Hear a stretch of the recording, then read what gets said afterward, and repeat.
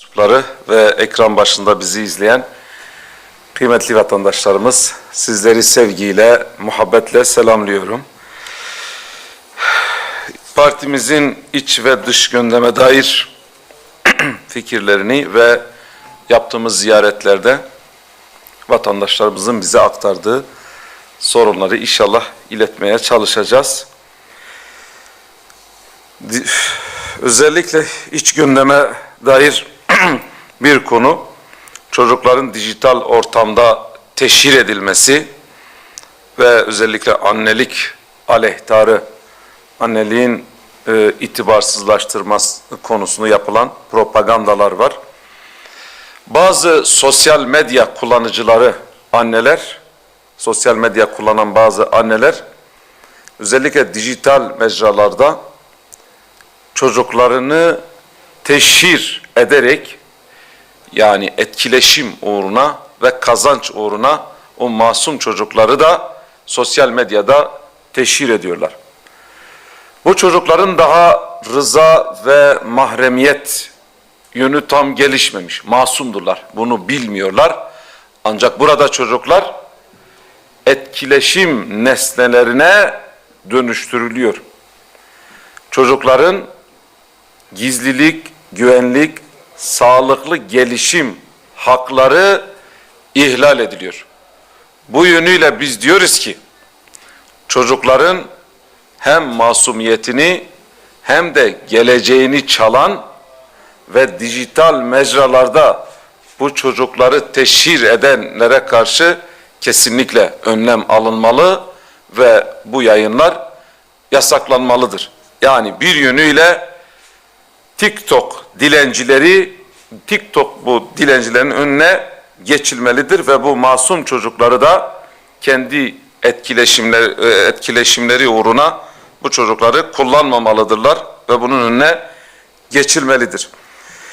Bir diğer tarafıyla özellikle gelecek nesillerin şahsiyetini inşa etmek gibi kutsal bir görev olan annelik son zamanlarda özgürlüğe engel olduğu yönündeki söylemlere itibarsızlaştırılmaya çalışılmakta.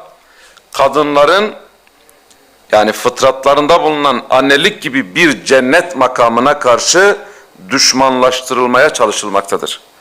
Bu durum küreselci ifsat şebekelerinin özellikle nüfusu düşürme ve kadınları kapitalist çıkarlarına uygun bir şekilde bir rol vermeye çalışıyorlar. Ya bunlara karşı önlem alınmalı. Kadın, özellikle annelik bir cennet makamıdır.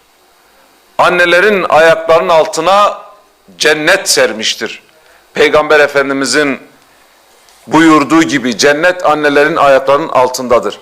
Ama maalesef birileri bu anneliği, bu cennet makamı hedef alıyor, rolünü değiştirmeye çalışıyor. Aslında bir yönüyle nüfusu da önlemeye çalışıyor, nüfusun azalmasını sağlıyor. Buna karşı dikkatli olmak lazım, önlem alınması lazım. Annelerin kendi cennet makamına uygun bir şekilde hareket etmeleri adına da gerekli tedbirler, önlemler alınmalıdır diyorum. Diğer bir konu, Gazze gündemden düşürülmemeli. Evet, biz bu salonda çok Gazze'yi dile getirdik. Belki 1000 sefer dile getirdik. Olsun 1001 defa da olsa bu zulmü her yerde, her platformda haykırmaya devam edeceğiz. Çünkü şu an Gazze sadece bombalanmıyor. Aynı şekilde hem ekolojik hem biyolojik olarak Gazze bir yıkımla karşı karşıyadır. Sözde bir barış kurulu kurulmuş ama bu barış kurulunun amacı Gazze'deki soykırımı durdurmak olması gerekirken tam aksine bu sözde barış kurulu bir yönüyle işgalcilerin önünü açıyor. Yani barış kuruluna göre bugün Gazze'nin inşa edilmesi lazım. Gazze'ye insani yardımın gitmesi lazım. Gazze'deki bu Siyonist çetelerin oradan uzaklaşması gerekirken ama maalesef Gazze'de halen soykırım devam ediyor, açlık devam ediyor, yokluk devam ediyor. Hatta o hijyenik yapı bir yönüyle hedef alındığından dolayı, bugün Gazze'de hijyenik bir yapı olmadığından dolayı haşere baskını yapılmış ve 17.000 vaka söz konusu. Bugün 17.000 vaka, orada özellikle haşere ile ilgili ciddi sıkıntılar var. Orada insanlar, orada çocuklar ve vatandaşlar ciddi bir şekilde sıkıntı yaşıyorlar. Adeta Gazze açık bir hapishaneye dönmüş ve orada yakında belki de kitlesel ölümler gerçekleşecek. İşte Barış Kurulu da söyledikleri Hamas'ı silahsızlandırın, bunun için çalışıyor. Yani Hamas'ı silahsızlandırarak bir yönüyle işgalci İsrail'in önü açılmaya çalışılıyor. Buna karşı uyanık olmak lazım ve bir yönüyle aslında uluslararası hukuk kurumlarına çok seslendik ama bunlardan bir şey çıkmadı. Bu konuda bu soykırımı durduramadılar. Uluslararası en azından topluma sesleniyoruz. Sumut filosu bu konuda çok önemli bir misyon yüklendi ve şu an Gazze'ye doğru yol almaya çalışıyor. Biliyorsunuz ta burnumuzun dibine kadar geldiler ve bu Sumut filosuna şu an 21 gemiye müdahale edildi ve halen bu aktivistler ısrarcıdırlar. Gazze'deki ablukayı kırmak için yoluna devam edecekler. Bu önemli, ancak bunda yetmez. Bu konuda daha fazla filolar yola çıkmalı ve karadan bu Siyonistlere baskı yapılmalı. İnsanlığın onurunu yerden kaldırmak adına bir an önce Gazze'deki bu abluka kırılmalıdır diyoruz. İnşallah uluslararası kurumlar görevini yapar ama şu an maalesef bu konuda görevlerini yerine getirmiyorlar. Artık vicdanlı insanlar harekete geçmiş. İnşallah vicdan yüklü bu gemiler bu ablukayı kıracaktır diye temenni ediyoruz. Tabii bununla birlikte vatandaşlarımızı ziyaret ettik. Bu geçen hafta kendi memleketim olan Diyarbakır'ımızın Dicle ilçesindeydik ve buradaki köy mezradaki vatandaşları ziyaret ettik. İstisnasız tüm köylerde de mezralarda da aynı sorun var. Bu sorun ben 4-5 yaşındayken de vardı. Şu an geldik 40 yaşına, halen bu sorunlar devam ediyor. Açıkçası burada belediyeler veya hükümetler ne yapıyor anlamış değiliz. Mesela işte gittiğimiz köylerden biri Üzümlü köyü, Taşlı, Çolağan mezrası, köy halkının bizden istedikleri talepleri ve haklı talepleri. Diyorlar köyümüzün üst yapı sorunları var. Köy içi yollar ve köye ulaşımı sağlayan yollar ciddi derecede bozuk. Onlar bunu söylemediler. Zaten biz gördük araçla geçerken gerçekten o çukurları atlamak çok zor. Yollar köstebeğe dönmüş durumda. Diğer taraftan yine bu Çolağan dediğimiz mezramızda altyapı sorunları var. Şebeke suyu bulunmuyor. Altyapı sorunu var. Tapu sorunu sadece bu mezrada, bu bir köyde değil, çoğu köylerde bu sorun vardı. Şimdi diğer köylere de geçince yine aynı sorun var.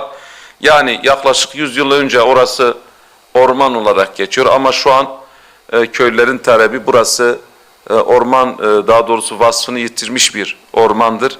Bu şekil bunun tescillenmesi lazım. Bilir kişilerin gelip bunu yapması lazım. Yoksa orası orman diye geçtiği için köylüler doğru dürüst o topraklardan yararlanamıyorlar. Bunun çözülmesi lazım.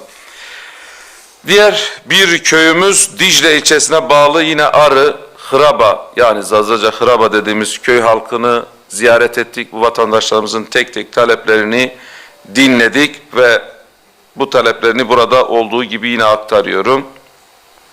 Yani Arı, Hıraba köyümüzün bize aktardığı elektrik altyapısı yenilenmeli diyorlar. Ta 1980'li yıllarda yapılmış ve sürekli 5-10 dakikada bir elektrik kesintileri olduğunu bize aktardılar.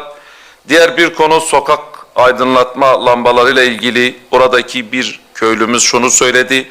Biz bunun için başvuruda bulunduk. Hatta bu normalde burada aydınlatmanın yapıldığı, burada normalde şu an lambaların olduğu görünüyor sistemde. Öyle bir şeyde iddiayı da bize söylediler.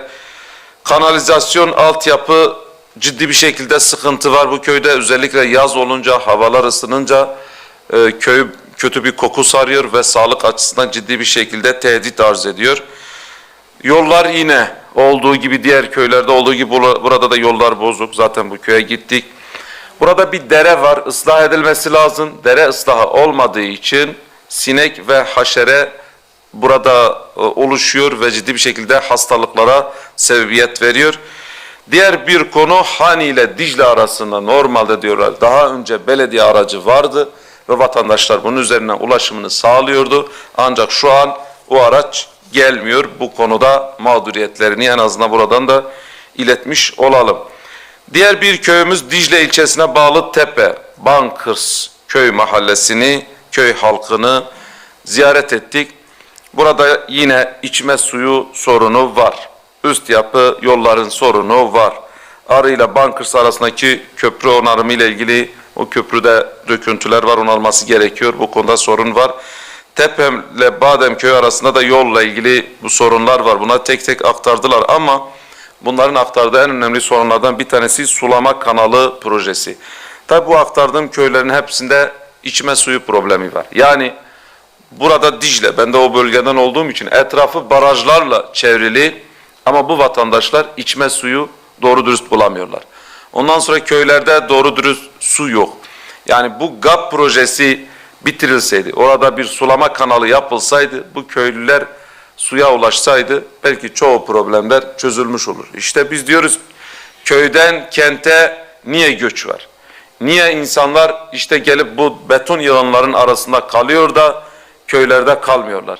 Eğer köyde su yoksa, köyde yol yoksa, köyde altyapı yoksa, köyde pis koku geliyorsa bu vatandaşlar nasıl köyde hayatlarını ikame etsin? Yani bundan dolayı her şeyden önce bu köylerin insan onuruna yakışır bir şekilde o halde düzeltilmesi lazım. Yani bu köylerin çoğu gidin bakın, yani biz burada söylüyoruz, bu sesimiz de herkese ulaşıyor.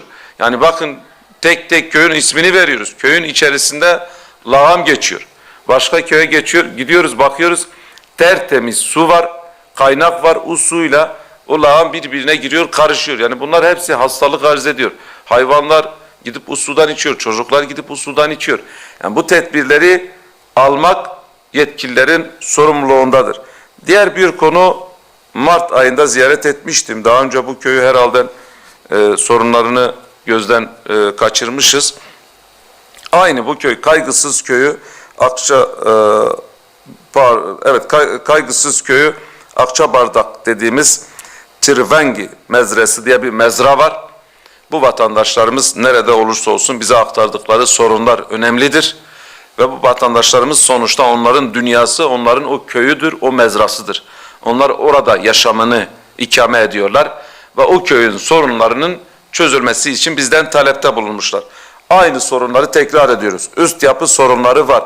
Köy yolları bozuk. Biz kendi gözlerimizle gördük. Su deposu ihtiyacı var ya. Yani gerçekten hangi çağda yaşıyoruz? Uzaya oydu fırlatıyoruz ama bu köyün bizden istediği içme suyunu doğru dürüst bir şekilde içmek için orada bir su deposunu istiyorlar ve halen yok.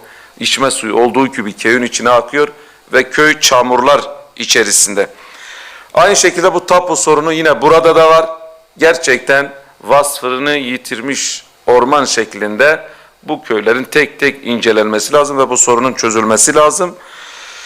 Aynı şekilde burada da farklı köylerimizde de gençlerimiz, çocuklarımızın bize bir talebi de bize bir halı saha yapılsın diye talep ediyorlardı. Evet, belki tüm köylerde halı saha yapılmaz ancak ortalama 50 köy, 60 köy varsa bir bölgesel bir şekilde birkaç köye ortak düşecek şekilde bir halı saha yapılabilir. Bu gençlerimizin, bu çocuklarımızın en doğal hakkıdır. Ve inşallah bu köylerimizin sorunlarını burada sadece anlatmakla, sadece medyaya duyurmakla değil, yetkililer bunlar için elini taşın altına koyar, bu sorunları çözer yani. Yani üzerinden 40 yıl, 50 yıl geçmiş halen köylü su istiyor yani. Ve özellikle o köylerde doğru dürüst su ulaşmadığı için köylüler arasında huzursuzluklar da yaşanıyor. Yani o diyor benim suyum sana geldi, senin suyun ona gitti. Bu problemler yaşanıyor.